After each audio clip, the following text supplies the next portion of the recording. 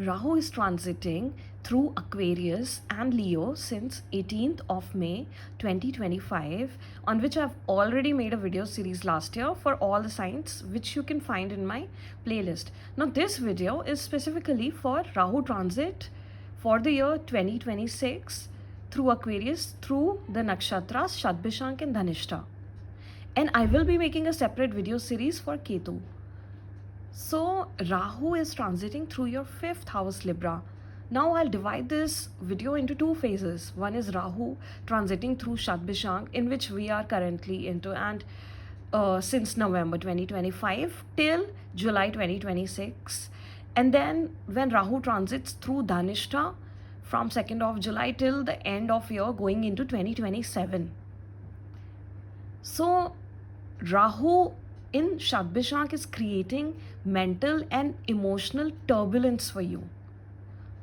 And turbulence is not just negative, positive things are also going to come out of it. Now see, first of all, 5th house is connected with romance, love, entertainment, affairs, friends, education, stock market, cinema, the business of cinema, and other speculative activities and creative activities. So there can be confusion in romantic relationships, and you can be attracted towards unusual and unconventional partners, because Rahu itself is unconventional.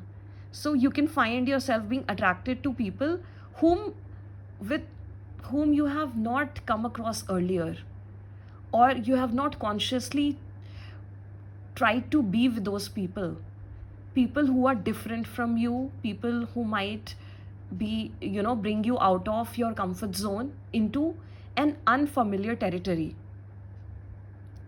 So you can find yourself overthinking in these moments and, over analyzing things, analysis paralysis, or getting stuck in illusions, because Rahu is a shadow planet, so it creates illusions. That is one thing about Rahu. The other being that Rahu is definitely bringing forward momentum in the area where it transits, because Rahu is forward momentum and Ketu is something that we have known from the past. So yes, at this point you might need more emotional validation from your partner or people in general connected with your 5th house more than usual. So try to ground yourself, especially before interacting with your partner, if you feel emotionally overwhelmed because of all the unusualness, because of something that you're dealing with which is not familiar to you. So then try to back off for a bit and calm down, ground yourself, get into a steady space of mind, a peaceful space of mind, and then interact with your partner. And then go for clear communication so that there is no misunderstanding, no miscommunication. And go for such activities together where you can open yourselves and share honestly what's going on your mind, so that there is transparency in your relationships and there is clarity. Now think outside the box, because Rahu is unconventional, right? And it is also going through Shadbishank, which is again ruled by Rahu. So Rahu is going through its own nakshatra. So you can see the Rahu energy is doubled up here. That's why all the overwhelming energy and all the havoc and all the turbulence is there. Because Rahu is not a very peaceful shadow planet. It is not something that is going to, silently do its job. So it is going to create uncomfortable situations for sure. Now you can also find sudden interest in occult sciences because of all that is happening in your life, and such as psychology, astrology, tarot. And it's a good time to develop your intuitive intelligence. So then you will also discover new talents that you possess, moving out of your comfort zone into new territories, and that would be very beneficial for you. You will also find such opportunities, and if you go for it, it will be good for you. And you can find powerful creative inspirations at this time. So try to make the best use of it. Now, health wise, there can be sleep disturbances, uh, hormonal imbalance caused by all this, emotional and mental stress, and digestive sensitivity. See, our stomach, our digestive system is very sensitive, and usually everything is linked to it. So anything that you go through which is negative in nature, or which is a bit, uncomfortable in nature, it directly affects your stomach, your digestive system. So there is going to be digestive sensitivity due to overthinking patterns. So try to eat light, not, nothing too aggravating for yourself. So try to balance out your schedule as well, and in this time phase, that is very important for you. And now moving into the second phase, when Rahu moves through Dhanishta, now this phase will bring about more confidence and creative expression. So the inspiration and ideas that you receive in the first phase, you will now be able to utilize them and express through them and find success in such creative projects and intellectual projects.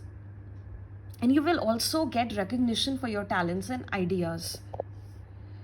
So it will be a good time period for you, and you will also find opportunities of mentoring and teaching. And when you do that, then you can think of moving, think of Aquarius, which is a worldly sign.